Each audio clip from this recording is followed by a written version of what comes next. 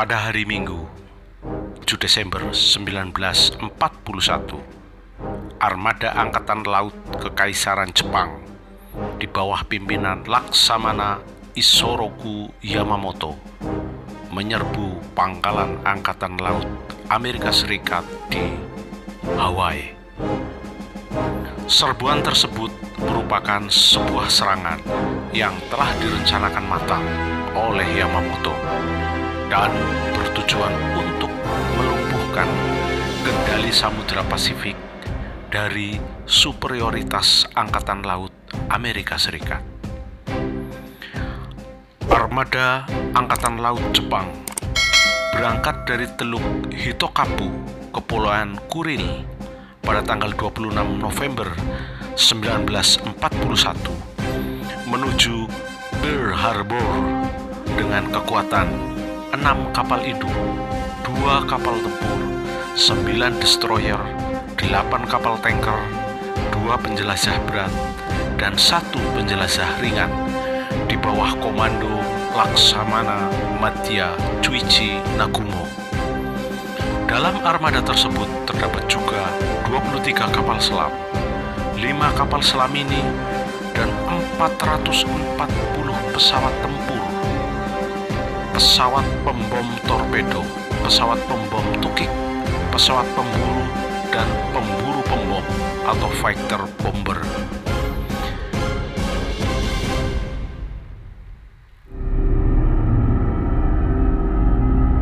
Pada hari Minggu, pukul 07.53 waktu Hawaii, serangan gelombang pertama dimulai. Ratusan pesawat tempur, pemburu, dan pembom dilepaskan dari 6 kapal induk, yaitu Akagi, Hiryu, Kaga, Shokaku, Soryu, dan Zuikaku. Ketenangan hari Minggu pagi di pangkalan Angkatan Laut Pearl Harbor, Hawaii tersebut segera berubah menjadi malapetaka yang sangat dahsyat. Para prajurit Angkatan Laut Amerika Serikat yang tak menduga sama sekali serangan tentara Jepang pagi itu dibuat kocar-kacir, dan sejumlah kapal yang tengah berlabuh di sasaran empuk yang tak bergerak. Kapal-kapal yang tengah berlabuh seakan menjadi bebek yang tengah duduk atau the sitting duck. Kapal-kapal Angkatan Laut Amerika Serikat menjadi bulan-bulanan bom dan torpedo yang dilepaskan dari pesawat tempur Kekaisaran Jepang. Perlawanan sporadis dari tentara Amerika Serikat yang menyadari serbuan Jepang tersebut sangatlah tidak berarti, dan korban pun berjatuhan tanpa bisa dibendung. Tercatat tidak kurang dari 4 kapal tempur Amerika Serikat tenggelam, 4 kapal tempur rusak termasuk 1 yang kandas, 2 perusak tenggelam, serta 3 penjelajah rusak. Pesawat tempur sebanyak 170 pesawat hancur dan 150 pesawat rusak. Korban jiwa diperkirakan mencapai 2.400 tentara dan juga 57 warga sipil tewas, sedangkan yang terluka mencapai lebih dari 1.200 tenaga militer dan puluhan orang sipil terluka. Kapal-kapal Amerika Serikat yang hancur, karam, tenggelam, dan rusak antara lain USS Arizona, USS Oklahoma, USS California, USS West Virginia, USS Utah, USS Maryland, USS Pennsylvania, USS Tennessee, dan USS Nevada.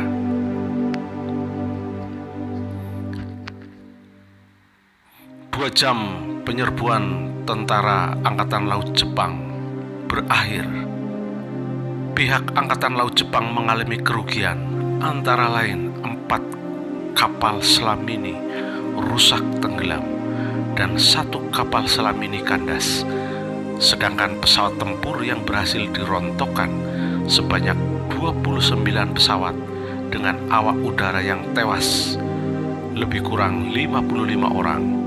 9 awak kapal selam tewas dan 1 orang tertangkap hidup dan menjadi tawanan perang yang pertama. Serbuan tentara Angkatan Laut Jepang itu sungguh sangat memukul pihak Amerika Serikat karena serbuan tersebut tidak didahului oleh sebuah pernyataan perang. Banyak sejarawan yang menilai bahwa serangan tersebut merupakan tindakan pengecut atau pembokongan tentara Jepang terhadap Amerika Serikat. Tentu saja, serbuan Jepang atas Pearl Harbor membuat marah rakyat dan pemerintah Amerika Serikat, dan tidak ada cara dan sikap lain yang harus ditempuh kecuali mengumumkan perang. Pada tanggal 8 Desember 1941, dengan kemarahan yang tak tertahankan, Presiden Amerika Serikat Franklin Delano Roosevelt mengadakan rapat dengan Senat untuk bersidang dan kemudian menandatangani dan menyatakan perang terhadap Jepang. Pidato Roosevelt sangat terkenal dan diberi judul The Day of Infamy, sebuah hari yang memalukan. Roosevelt menekankan Amerika Serikat akan berperang dengan Jepang dengan cara apapun dan dengan biaya seberapapun dan juga sampai kapanpun. Sikap pemerintah Amerika Serikat ini di lain pihak sangat menenteramkan dan menyenangkan hati Perdana Menteri Inggris Winston Churchill, karena dengan serbuan Jepang ini ada alasan bagi Amerika Serikat untuk ikut terlibat dalam Perang Dunia Kedua yang sangat mengerikan itu. Sebelumnya, Amerika Serikat sangat berhati-hati dan juga setengah hati dalam membantu sekutunya di Eropa yang tengah terancam oleh Nazi Jerman dan juga fasis Italia. Dengan Roosevelt menyatakan perang terhadap Jepang, maka dengan sendirinya Amerika Serikat masuk dalam kancah pertikaian sengit Perang Dunia Kedua, baik di wilayah Pasifik dalam rangka melawan tentara Kekaisaran Jepang maupun di Eropa untuk menahan laju serbuan Jerman ke seluruh Eropa. Sejarah pun seperti menemukan waktu tentangnya sendiri. Serbuan Jepang ke Pearl Harbor menjadi lonceng kemusnahan Jepang secara berangsur dalam kurun 4 tahun ke depan. Serbuan ke Pearl Harbor merupakan awal tergelarnya peperangan di Asia Pasifik.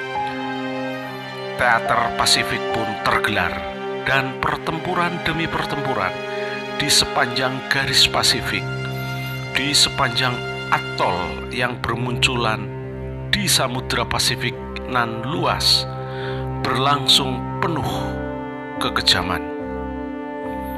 Ribuan nyawa tentara Jepang dan Amerika, juga penduduk sipil di kawasan tersebut, menjadi martir, menjadi korban, dan juga menjadi tumbal dewa perang yang tengah marah dan menyala. Penyerbuan Jepang ke Pearl Harbor merupakan tonggak peperangan peperangan di kawasan Asia Pasifik. Karena semenjak saat itu, kawasan-kawasan negara di Asia Pasifik satu persatu jatuh ke dalam kekuasaan pemerintahan Jepang, khususnya kawasan Indonesia, bermula dari Tarakan, Balikpapan, Banten, Palembang, Semarang, Makassar, Bali, dan Timor jatuh hari demi hari. Ketika pertempuran Laut Jawa berakhir dan Laksamana Karel Dorman, Panglima Angkatan Laut Belanda, tenggelam, maka Hindia Belanda atau Indonesia pun jatuh ke tangan Jepang. Pemerintah kolonial Belanda menyerah ke Jepang pada tanggal 8 Maret 1942 di Kalijati, Subang, Jawa Barat. Dalam 4 tahun ke depan berkuasalah tentara Jepang di berbagai negara Asia Pasifik hingga tahun 1945. Penyerbuan Jepang ke Pearl Harbor, Hawaii takkan pernah sirna dalam ingatan para prajurit dan juga rakyat Asia Pasifik dan Amerika sendiri. Karena hari itu merupakan awal dari hari-hari yang penuh penderitaan, kesengsaraan, dan kekejaman di luar batas kemanusiaan. Perang Pasifik telah merubah peta politik dunia, termasuk kemerdekaan bagi Indonesia, dan semuanya kini berharap tak ada lagi kekejaman atas nama superioritas kebangsaan. Karena hakikatnya kita semua adalah satu ras di bumi ini, yaitu manusia. Kita satu ras, yaitu kemanusiaan.